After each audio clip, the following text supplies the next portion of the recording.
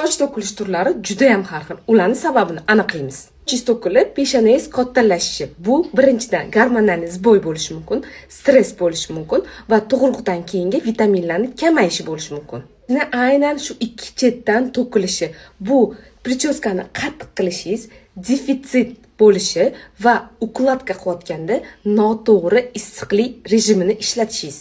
Agar sochingiz aynan shu orqa tarafda, ayniqsa yig'iladigan joyidan to'kilayotgan bo'lsa, siz uxodni noto'g'ri qilasiz. Sochingizda qon aylanishi juda ham past va sochingizni immuniy ildizlari kuchsizlanib qolyapti.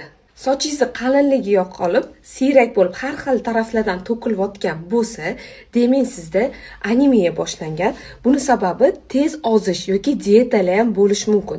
Yoki siz ertalab uyg'ongandan boshingiz og'rib, har doim xronический stressda yurgan bo'lishingiz mumkin. Meni ismim Malika, Instagramda budur. O'zimni ham, bolalarimni ham sochini har doim uxod qilaman. Soch haqida hamma ma'lumotni meni profilimdan olasiz.